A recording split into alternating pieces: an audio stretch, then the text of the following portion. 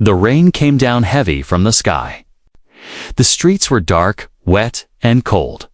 People walked fast. Heads down, umbrellas up. No one looked at the small figure sitting under the broken shelter by the wall. She was an alien girl, maybe 17 or 18. Her skin was pale blue, almost gray from dust.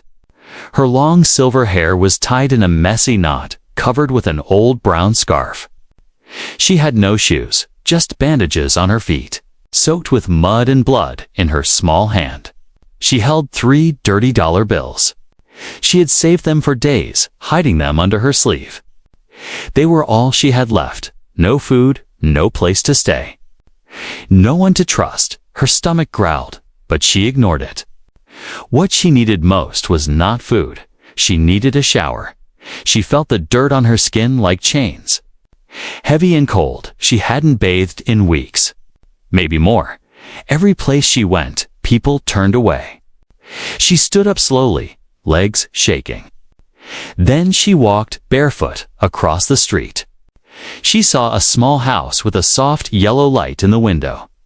It looked warm inside, safe, human. She stood at the door, heart pounding. She almost turned away, but then she knocked. 3 soft taps, silence. She waited. Then knocked again. This time, a voice came from inside, deep and tired. "Who is it?" She swallowed hard. Her voice was soft, almost a whisper. "I'm sorry. I don't want to cause trouble.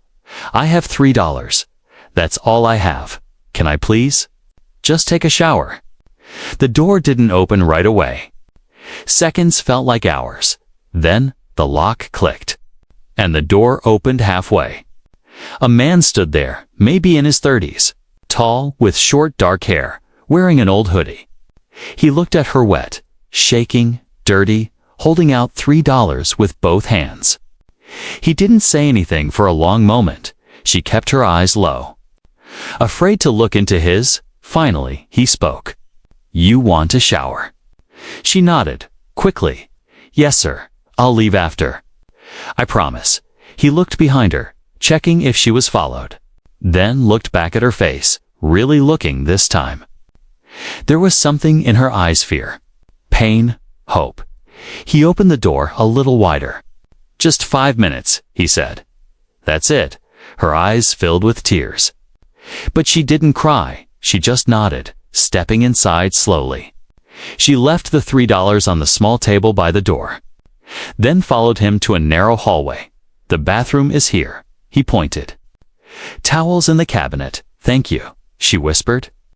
The door closed behind her. The moment the door clicked shut, she dropped to her knees. She took a deep breath and let the tears fall.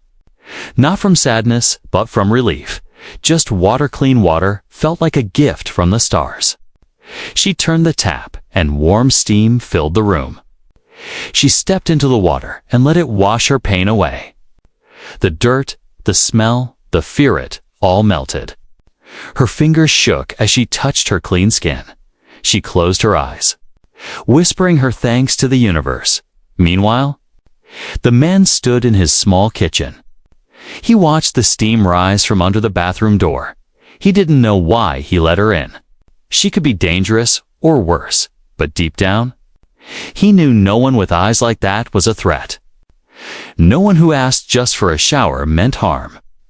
He looked at the $3 on the table, then looked at the old soup pot on his stove. With a quiet sigh, he began to heat the soup. Minutes passed. The bathroom door opened slowly. She stepped out, wearing the same clothes, but now clean. Her face was different, still tired, but peaceful. He handed her a towel. "I heated some soup," he said, not looking at her. "You don't have to," she started. "I know," he cut her off. "But I did." She sat at the table carefully, like it wasn't meant for her. She looked at the bowl as if it might disappear. He sat across from her, silent, watching. She picked up the spoon, and for a moment, just held it. Then, with trembling hands, she took the first bite. And when the warmth filled her mouth, she closed her eyes and smiled, just a little. The rain still fell outside, but inside, two strangers sat across from each other. One with nothing left but $3, the other with nothing to give but soup and silence. And something small began to change in both of them. Something soft, something real. And neither of them knew that this moment was just the beginning. Asterisk, the steam still floated in the air long after she turned off the water. The mirror was fogged, but she could still see her reflection. And for the first time in a long, long time. She didn't look like a monster. Averell reached up and wiped the mirror with her sleeve. Her silver hair now hung wet and clean across her shoulders. Her blue skin no longer looked gray from dust and grime. But her eyes, they were still tired, still afraid, still full of old pain. She looked down at her hands. Her fingers had small cuts. Her palms were cracked and rough. Her nails were broken, and one still bled slowly. But they were clean now, and somehow that made them feel. Hers again, she took the towel gently, like it was made of something precious, wrapped it around her hair.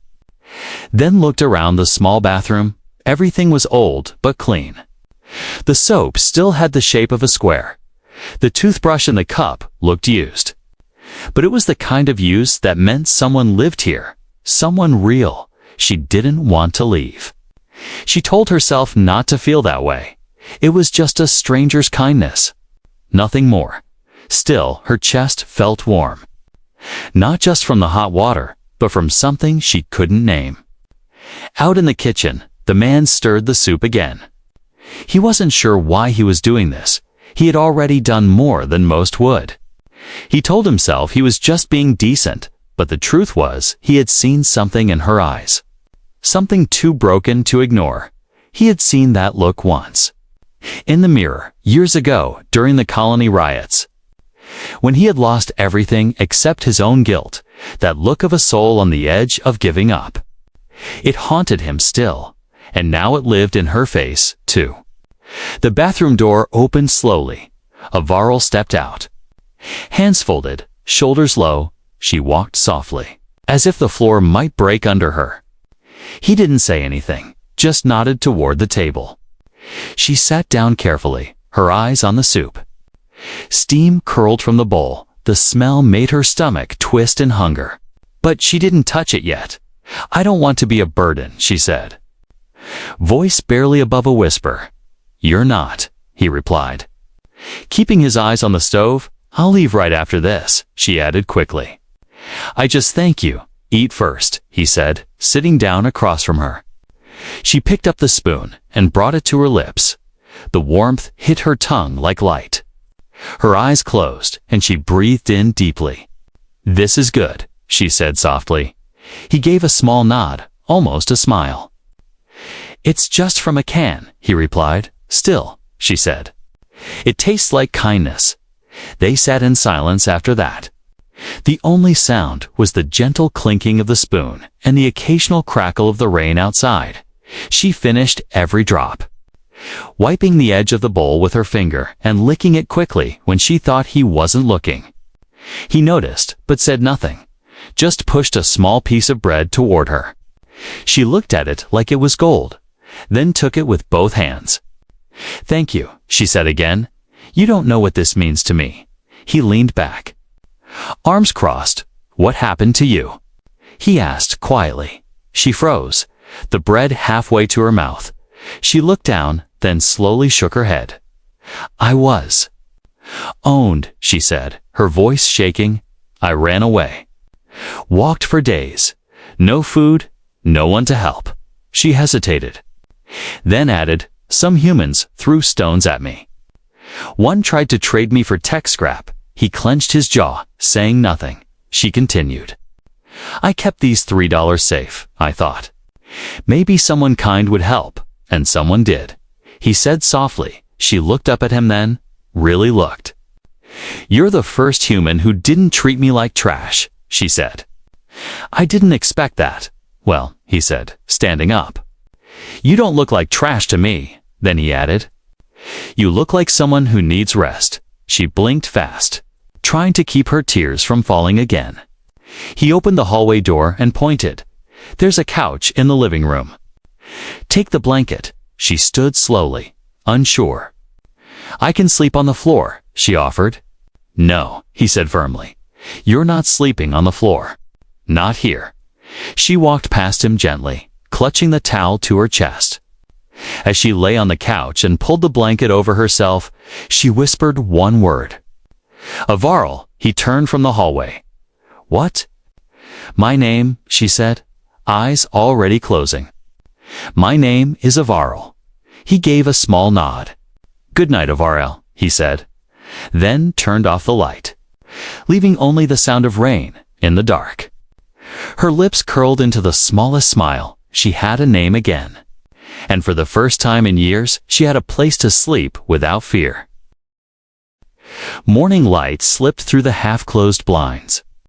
Dust floated in the golden beams. Avarl blinked slowly, unsure if she was awake or still dreaming.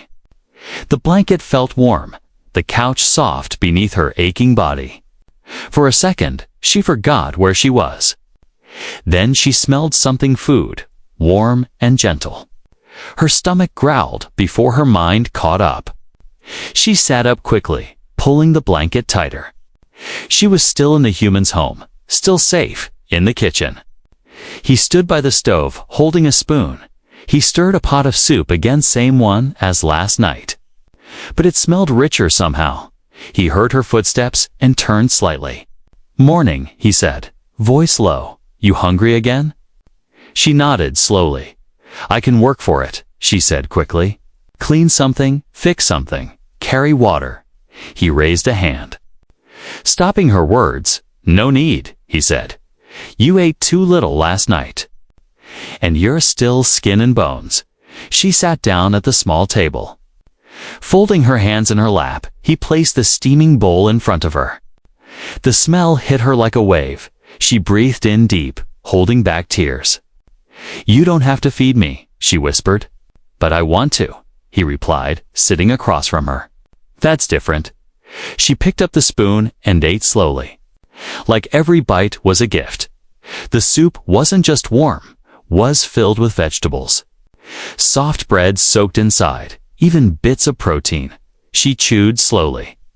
Afraid to eat it too fast and wake up from this dream. "Where did you come from?" He asked after a while. Her spoon paused, halfway to her mouth. A flicker of fear crossed her face. She looked down, then replied. "I came from the Yareth colony," she said softly.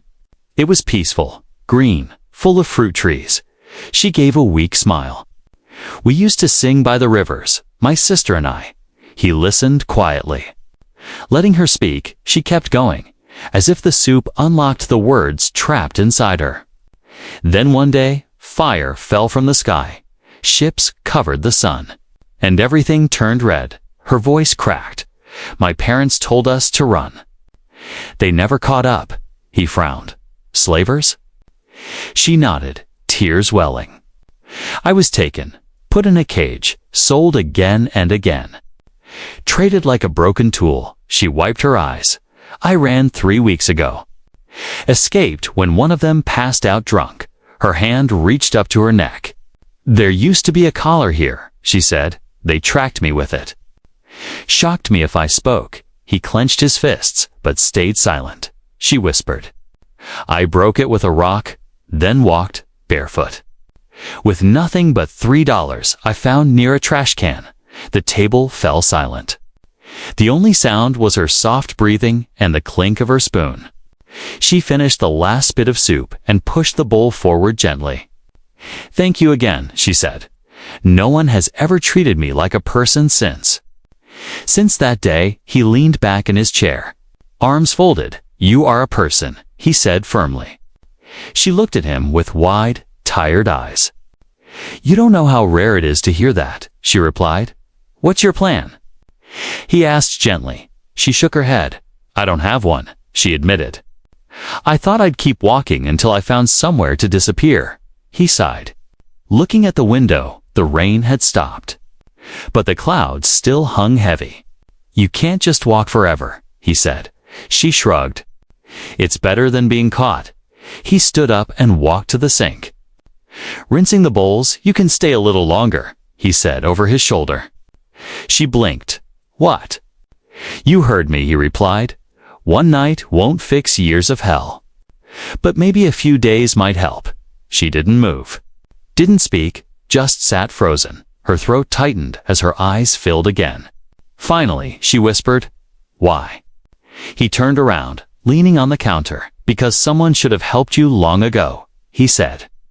"And I'm tired of walking past people who need help." She looked down at her hands again. "I don't want to be a problem," she said softly. "You're not," he replied. "You're a guest." Guest. The word hit her heart like thunder. She had been called many things, filth, stray property, but never guest, not in years. Maybe never, she smiled, just barely, and tucked her hair behind her ear. "I'll be gone soon," she promised. "You can stay," he repeated, "and maybe tomorrow," he added. "You can tell me your sister's name." She looked at him. Startled, he gave a small smile. "You said we used to sing by the rivers," he said. "That means she mattered." Avaril nodded slowly. "Yes," she whispered, "she still does, and in that quiet kitchen." Something healed just a little, not with magic or science or machines, but with soup, silence, and someone who finally listened. The night returned, quiet and cold. But inside the little house, warmth filled the air. Not just from the heater or the soup still on the stove, but from something softer, something that couldn't be seen. Avaril sat curled on the couch, the same old blanket wrapped tightly around her. She didn't sleep yet, but she was close. Her eyes blinked slowly, heavy with safety. She watched the flickering light of the television. It wasn't loud. Just quiet images passing by. The man sat in the armchair across the room. He didn't talk much, didn't ask questions anymore. He had asked enough that morning, and now he just let her breathe. Sometimes silence was better than words. The couch creaked slightly as she shifted. Then her voice broke the quiet, soft and almost lost in the air. "Why are you alone?" she asked. He turned his head, surprised. No one had asked him that in a long time. He looked back at the screen, then spoke. "I used to have someone," he said, "a wife." A daughter of Avaril sat up straighter, listening. "They left?" She asked. "Not by choice," he said, voice tight. "The war took them. Just like it took your home." She lowered her gaze. "I'm sorry," she whispered. He nodded. "Me too." For a while they said nothing more, but now? The silence felt shared, not heavy, but healing. She looked at him again. Hesitating, then she asked, "What's your name?" He blinked, as if he hadn't heard the question in years. "Connor," he said after a pause. Connor Blake Avaril repeated it in her head. It sounded strong, solid, human, not cruel, not cold, just steady. Connor looked at her gently. "You didn't tell me yours," he said, not accusing, just curious. She hugged the blanket tighter around her. "They called me Avaril," she said slowly. "My people used to say it meant fallen light." He tilted his head. "That's a strong name." She shook her head. "It used to be. Before they burned my world." He stood up and walked to the small kitchen cabinet, opened a drawer and pulled out something soft, another blanket. He came over and placed it on the couch beside her. "You'll need this tonight," he said. "Gets colder in the early morning." She stared at the fresh blanket, eyes wide. "Why are you doing this?" she asked again, this time more direct. Connor sat back in his chair and leaned forward. "Because I couldn't help my own daughter," he said. "But maybe I can help someone else's." Her throat tightened, and her fingers clutched the edge of the old blanket. "I'm not her," she whispered. "I know," he replied. "But that doesn't matter." She looked down at her feet, now wrapped in warm socks he had given her earlier. Her legs no longer shook with cold. Her stomach no longer hurt from hunger, and for once, her chest didn't feel like it was collapsing. My sister's name was Kaylin, she said suddenly. She had long black hair and a scar over her left eye. From climbing a tree too fast, she smiled at the memory, even as her eyes filled. She used to sing while I collected fire fruit from the vines. Connor listened. Silently, he didn't interrupt, didn't look away. He let her speak as much as she needed. She loved stars, Overall continued. She used to name them like they were pets, she told me, even if we were lost. The stars would remember our names. Her voice broke, and a tear rolled down her cheek. But the stars didn't save her, she said. Connor stood again, walked to her, and sat on the edge of the couch. He placed a hand gently on her shoulder. No, he said softly, but they still remember. Averil looked up at him, tears glistening. Do you think she's out there? She asked. I think she's waiting for you, he replied. And I think she'd be proud you made it this far. She nodded slowly. I wanted to forget her, she admitted. Because remembering hurt too much, Connor's voice was quiet, but firm, sometimes. Remembering is what keeps us human, even if we're not all from the same world. Averil leaned back into the cushions. Her heart was still heavy, but something inside had shifted. She no longer felt like a ghost in someone else's house. She felt seen, heard, real. Connor stood again, stretched his arms. I'm going to bed, he said, if you need anything. The kitchen's yours. Thank you, Connor, she said. Her voice steady for the first time. He smiled. Then turned off the light in the hallway as she settled under the second blanket. She whispered one more thing, good night. Kaylin, and in that quiet house, under 2 blankets and a borrowed roof. The girl with $3 and no future finally dreamed again. Not of running, not of hiding, but of stars that remembered her name. The morning sun rose weak through the clouds. Connor sat at the table with a cup of black coffee. He had barely slept. His mind kept circling back to the alien girl asleep on his couch. Her name echoed in his head, Veril. It was soft, strange, yet carried a weight of loss. He wanted to believe she was just another runaway. But deep inside, he knew it wasn't that simple. When she finally stirred awake, she sat up slowly. Her silver hair tangled from sleep, her face pale but calmer than before. Good morning, she said softly. Connor nodded. Sliding a slice of bread across the table, eat, he told her. You'll need it, she obeyed, chewing carefully. Every bite felt like a treasure she didn't deserve. Her eyes darted around the room, still cautious, still unsure, even though he hadn't harmed her. Trust didn't come easy after breakfast. Connor turned to his old data screen. It flickered to life, showing dusty news feeds and forgotten reports. He typed slowly, searching through archived records. He didn't know what he was looking for. Maybe proof she was telling the truth. Or maybe a reason to stop helping before it was too late. Hours passed, then he froze, his eyes locked on an image. It was grainy from a slaver registry, but there was no mistaking her face, Averil. Younger, thinner, wearing a collar around her neck. The word beneath her photo burned into his mind. Escaped asset. Connor's chest tightened. She wasn't just lost, she was hunted. The kind of target bounty hunters would cross systems to drag back. The kind of girl people would sell their souls to capture.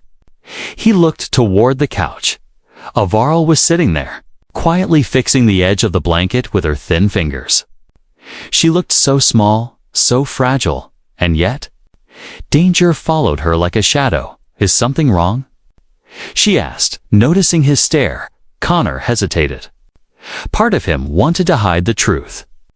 But hiding never saved anyone. He turned the screen toward her. Her face paled the moment she saw the image. She didn't breathe, didn't blink. Her hands clenched the blanket tight. I didn't want you to know, she whispered. But now you do. Connor leaned forward. Voice steady. Tell me the truth, Averil. Who is after you? Tears welled in her eyes. They branded me as property, she said, showing the faint scar on her wrist. I was sold to a trader who worked with the syndicate. They think I'm theirs. They won't stop until they drag me back. Her voice cracked as she continued. I've seen what they do to runaways. They burn them alive in front of the others, to make sure no one ever tries to escape again. Connor's jaw tightened. Rage burned hot in his chest. For years, he had walked past people in need. But this girl, she wasn't a criminal. She wasn't dangerous. She was a victim of cruelty so deep it made his stomach turn. Why did you come here? He asked. Her tears fell now, rolling down her cheeks. I didn't know where else to go, she whispered. I thought, if I looked human enough, maybe someone would help. You're the first one who didn't throw stones or call soldiers. She buried her face in her hands. I just wanted to feel clean one last time. Before they found me again, Connor stood, walking to the window. He pulled back the curtain slightly, scanning the street. A bad feeling twisted in his gut. Then he heard it, a car stopping outside. Doors slamming shut, heavy boots on the wet pavement. He froze, his instincts screaming. A knock thundered at the door. Open up, a voice barked, rough and commanding.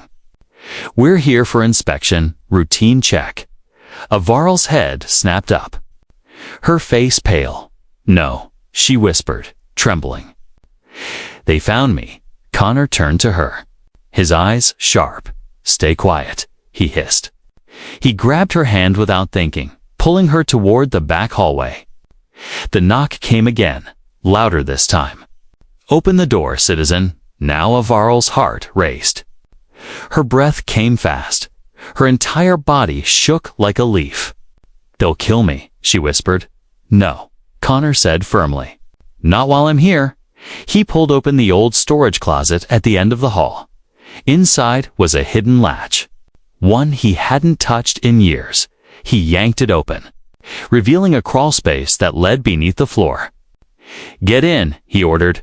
Avaral hesitated, but the pounding at the door grew violent.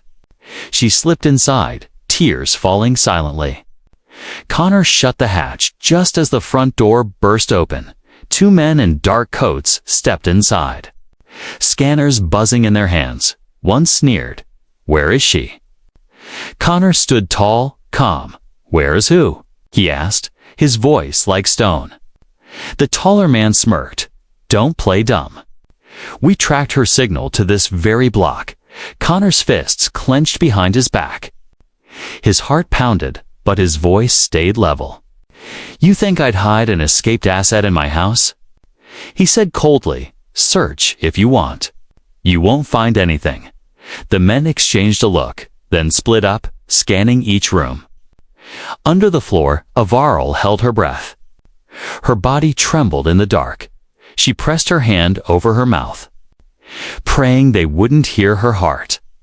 Above, Connor leaned against the table, his face calm, his eyes hard. He had made a choice, and there was no going back. The men searched the house with heavy steps. Their scanners buzzed against walls, floors, and furniture. Connor stood still near the table, his arms folded. He forced his breathing to stay calm, even as his chest burned with anger. One of the men kicked open the bathroom door. Another ripped open the kitchen cabinets. They moved like wolves, sniffing for prey. But under the floor, Avaral stayed curled. Her hand pressed over her mouth. Every second felt like a knife against her heart. Finally, the men regrouped in the living room. No sign, one growled, shaking his scanner. The taller one narrowed his eyes at Connor. You're hiding her? I can smell it, he said. Connor didn't flinch. All you smell is soup, he replied coldly. The man stepped closer, face twisted in a sneer. You think you're clever, human. If we find out you're lying, we'll burn this place down with you inside. Connor leaned forward slightly, his eyes hard as stone. Then I'd suggest you leave before you regret knocking. The men glared, then finally stormed out. The door slammed shut behind them. Their boots echoed down the street until silence returned. Connor didn't move right away. He waited, listening, until the sound of their vehicle faded. Then he knelt down and pulled open the floor hatch. Avaril gasped for air as if she had been underwater. Her whole body shook, sweat dripping down her temple. Her silver hair clung to her cheeks, wet with tears. "They'll come back," she whispered, her voice broken. "They'll never stop. They'll keep hunting me." Connor grabbed her hand and pulled her up. "Then we won't be here when they return," he said firmly. Her eyes widened. "We?" "Yes, we," he replied, his tone sharp. "You think I'm letting them drag you back? Not a chance." He moved quickly, pulling an old duffel bag from the closet. Inside were things he hadn't touched in years: flashlights, ration packs, a map of the underground tunnels, and at the very bottom, a metal badge covered in dust. Avaril stared at it, eyes wide. "What is that?" Connor slipped it into his pocket without a word. "Put your shoes on," he ordered, tossing her a pair of worn sneakers that once belonged to his daughter. She slipped them on, too big, but better than bare feet. Connor slung the bag over his shoulder and opened the back door. The cold night air rushed in, carrying the faint hum of patrol ships overhead. "Stay close," he told her. Avaril followed, her heart racing. The streets looked darker now, dangerous. Every corner felt like eyes were watching.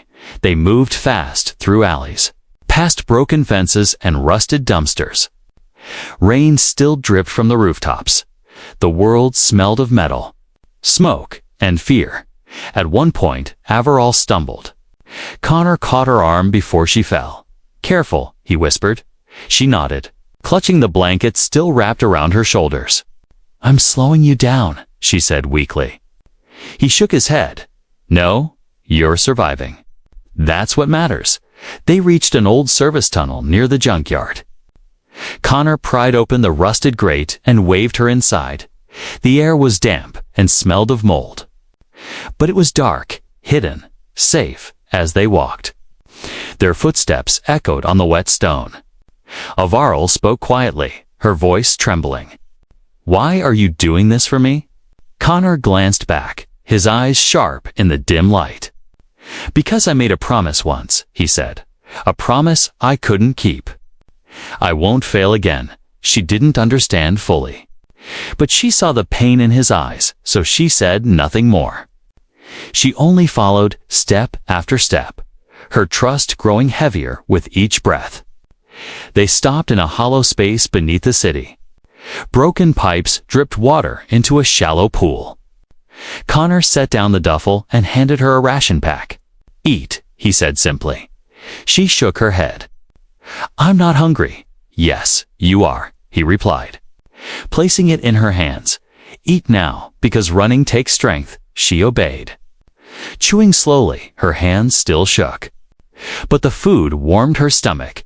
She looked at him, then whispered, "They'll kill you if they find out you're helping me." Connor gave a dry laugh. "They'll have to catch me first." Avaril lowered her gaze. "You don't even know me," she whispered. "I don't need to," he replied. "You're not property, not a slave. You're someone who deserves to live free." Her chest tightened at his words. No one had ever said that to her before. She swallowed hard, fighting the tears. "Connor," she said softly, "thank you," before he could answer. A low rumble shook the tunnel. The faint light above flickered as patrol drones zipped across the city sky. Connor grabbed the duffel and stood, there sweeping the sector already. "We move again." Now he held out his hand. Avaril stared at it for a moment, then slowly placed her small, trembling hand into his grip. Was strong, steady, unshakable.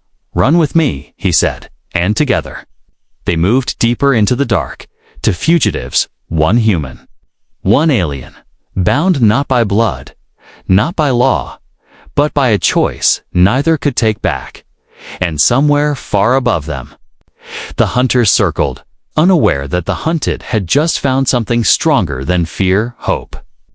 The tunnels twisted like veins beneath the city. Connor and Overall moved through the darkness, guided only by the faint beam of his old flashlight. Their breaths echoed in the hollow space. Every drop of water that fell from the pipes above sounded louder than thunder. Finally, they reached a dead end, a wide chamber where broken machinery rusted in silence. Connor dropped the duffel bag and crouched. Pulling out an old communicator, it flickered to life with static. He pressed a series of codes with practiced fingers. A faint green light blinked back at him. "What is that?" Overall asked, her voice trembling. Connor looked at her, and for the first time. He didn't hide. "It's a badge," he said, pulling the metal emblem from his pocket. The letters glowed faintly in the light. Galactic Civil Watch. "I used to be one of them." Overall's eyes widened. "You were an officer?" Connor nodded. "I swore to protect the innocent, but when the syndicate rose, the watch was corrupted. They turned their eyes away from slavery, from murder. I couldn't stop it. And I lost my family in the chaos." He looked down at the badge, guilt heavy in his eyes. "I left it behind. I told myself I was done, but when you knocked on my door, I knew I wasn't." Overall stepped closer. Her voice was soft, almost breaking. "You could have closed the door. You could have sent me away. I thought about it," Connor admitted. "But then I saw your eyes. And I couldn't make the same mistake twice before either of them could speak more." The communicator buzzed. A voice crackled through. "Connor Blake, I never thought I'd hear your signal again." "It's Harris," Connor muttered, his old partner.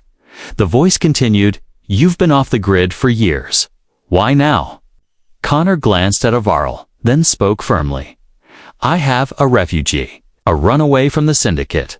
She's marked as property in their registry. I need her protected status." Now, there was silence on the other end. Then a sigh. "You know that puts you on their kill list too," Harris said. "I know," Connor replied. "But she's not going back." Overall's hands shook as she clutched the blanket around her shoulders. She looked at Connor, wide-eyed. "You're risking everything for me," she whispered. Connor met her gaze, steady and unflinching. "You're worth it." The communicator buzzed again. "I'll see what I can do," Harris said. "Stay hidden until I confirm." "But Connor, once this is official, there's no turning back." The line went dead. For a long moment, the chamber was silent except for the dripping water. Overall's voice broke it, quiet but certain. "You gave me more than safety," she said. "You gave me dignity. You called me guest. You let me say my name again." Connor turned off the flashlight, sitting against the wall. "Names matter," he said softly. "They remind us who we are when the world tries to erase us." She lowered herself beside him for the first time since her world burned. She leaned against someone without fear. "You're not just a stranger anymore," she whispered. "You're the first place that feels like home." Connor felt her words sink deep into his chest. He didn't answer right away, but his hand shifted slightly, resting over hers. Her small fingers curled into his, and she closed her eyes. Hours later, the communicator buzzed again. Connor snapped it on. Harris's voice was urgent. "Blake, I did it. She's registered as a protected refugee under watch law. But the syndicate won't take it quietly. They'll come for her and for you." Connor smiled faintly. "Then let them come," he said. "They'll learn a human still knows how to fight." The signal cut. Connor looked at Overall. "You're safe now, at least on paper, but it's not the paper that matters." "What matters then?" she asked. He squeezed her hand gently. "What matters is that you're not alone anymore." Her eyes filled with tears, not the tears of fear, but of release. She leaned her head against his shoulder and whispered, "Then this is my home.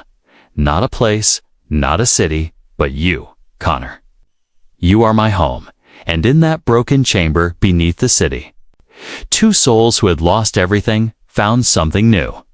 Not just survival, not just safety, but family born of choice, not blood.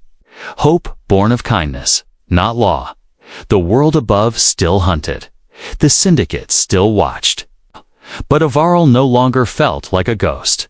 And Connor no longer felt like a man walking in ashes. Together, they rose from the shadows. Not master and property, not refugee and stranger, but human and alien.